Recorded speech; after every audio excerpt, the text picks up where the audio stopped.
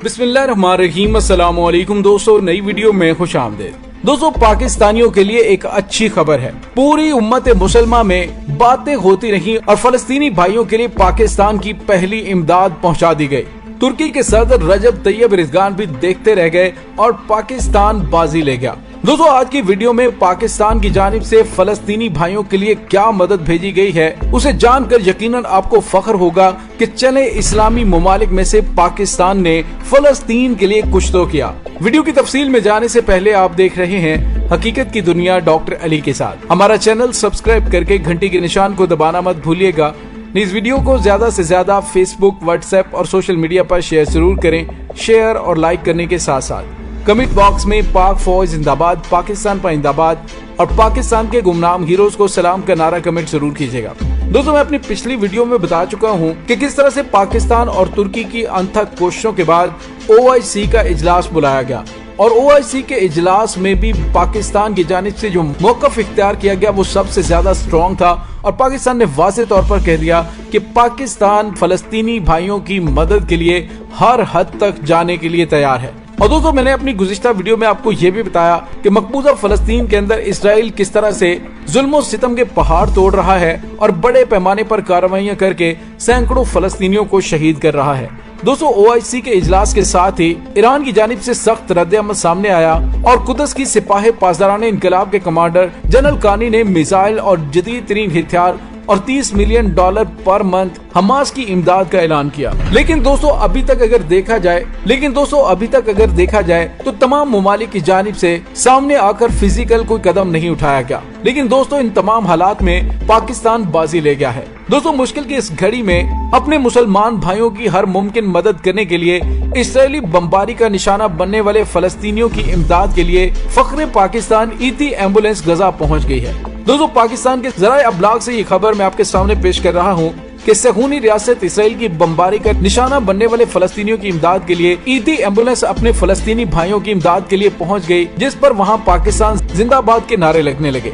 दोस्त, वही होता है जो मुश्किल और मुसीबत में काम आए। इस वक्त जब पूरी दुनिया का कोई भी मुसाफिर इसराइल या फलस्तीन जाने के बारे में नहीं सोच सकता, तो ऐसे में मौत के मुंह में पाकिस्तान की ईदी एम्बुलेंस सर्विस पहुंची है। दोस्तों, इस वक्त मकबूजा फलस्तीन पर इसराइली जुल्म और बर्बरियत के नतीजे में जख्मियों की तादाद सैकड़ों तक पहुंच चुकी है, जबकि इंफ्रास्ट्रक्चर भी बुरी तरह से मुतासिर हो चुका है, जिसके बायस रेस्क्यू इदारे जख्मियों और शहीदों को हॉस्पिटल्स में शदीद मुश्किलात से दोचार हैं। ईदी फाउंडेशन ने इंसानियत के नाते मजलूम फलस्तीनी शहरियों की इमदाद का फैसला करते हुए एम्बुलेंसेस गजा पहुंचा दी हैं। दोस्तों, ईदी फाउंडेशन की एम्बुलेंसेस मिस्र के रास्ते से फलस्तीन में दाखिल हुई और अब जख्मियों को हॉस्पिटल मुंतकिली और ऑक्सीजन की फराहमी को यकीनी बना रही है। दोस्तों, ये पहला मौका नहीं है, बल्कि अपना असली दुश्मन भारत जब मुसीबत में मुब्तला हुआ है और वहाँ पर अपने मरने वाले रिश्तेदारों को हाथ लगाने की बजाय उन्हें रिसीव करने से इनकार कर रहे थे, तो पाकिस्तान की ईदी एम्बुलेंस सर्विस की जानिब से भारत के वज़ीर-ए-आज़म नरेंद्र मोदी को खत लिखा गया और कहा कि हम तमाम तर तिब्बी सहूलियात के साथ 50 एम्बुलेंस भारतीय शहरियों की मदद के लिए भेजना चाह रहे हैं। दोस्तों, ईदी एम्बुलेंस सर्विस पाकिस्तान ही नहीं बल्कि बैनुल-अक़वामी सतह पर भी इस्लामी दुनिया में हर मुसीबत और मुश्किल वक्त में मजलूमों और जख्मियों को मदद फराहम करती है। जहाँ इमदाद और निगरानी पहले ईदी साहब की जानिब से बजाते खुद मुतासर ममालिक में की जाती थी और अब फैसल ईदी कर रहे हैं। दोस्तों, पाकिस्तान के अलावा ईदी फाउंडेशन जिन ममालिक में काम कर रही है उनमें Afghanistan, Iraq, Chechnya, Bosnia, Sudan और इथियोपिया वगैरह शामिल हैं। और इसके अलावा भी जहाँ मदद की जरूरत होती है, ईदी एम्बुलेंसेज दुनिया भर में इंसानों की जानें बचाने के लिए, खा वो लंदन, न्यूयॉर्क, टोक्यो, तेल अवीव, बैरूत, दमिश्क और फलस्तीन हो, इंसानियत की खिदमत के हवाले से पाकिस्तान की पहचान है। दोस्तों, यहाँ पे आपको ये भी बताते चलें कि इस वक्त ईदी फाउंडेशन के पास तकरीबन 10,000 के करीब एम्बुलेंसेस हैं और इसके साथ ही ईदी फाउंडेशन के पास एयर एम्बुलेंस भी मौजूद है। और दोस्तों, यहाँ पे आपको ये भी बताते चलें कि आज इसराइल की जानिब से किए जाने वाले तबाहकुन हमले में इसराइली फोर्सेज ने मजीद 47 फलस्तीनी बच्चों, औरतों और बूढ़ों को शहीद कर दिया है। इसराइली जारहीर से शहीद फलस्तीनियों की तादाद 200 के लगभग पहुँच चुकी है। एक हफ्ते से इसराइली फोर्सेज का फलस्तीन में वहशियाना तशद्दुद जारी है। फोर्सेज आबादी पर बमबारी कर रही हैं और इसराइली हमलों में 725 घर, 76 रिहायशी और 63 सरकारी इमारतें तबाह हो चुकी हैं।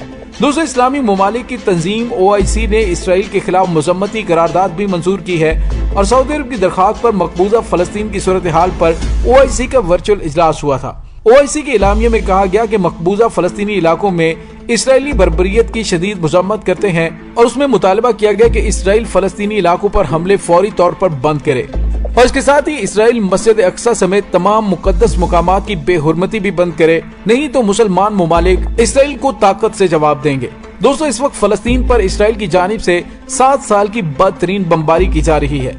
यहूदी फोर्सेज ने एक हफ्ते में फिजाई और जमीनी हमलों में गजा को खंडर बना दिया है। इमारतें मलबे का ढेर बन चुकी हैं, मकानात और गाड़ियां तबाह हो चुकी हैं। वैश्याना बमबारी और शेलिंग में अब तक 47 बच्चे और 22 खवातीन समेत 200 के करीब फलस्तीनी शहीद हो चुके हैं। दोस्तों, आज सुबह ताज़ा तरीन हमलों में हमास के चीफ के घर को निशाना बनाया गया और मलबे तले 5 बच्चों को जिंदा निकाला गया, जबकि गुज़िश्ता रोज गजा के अलशाती कैंप में इसराइली हमले में एक ही खानदान के 10 अफराद शहीद हुए थे।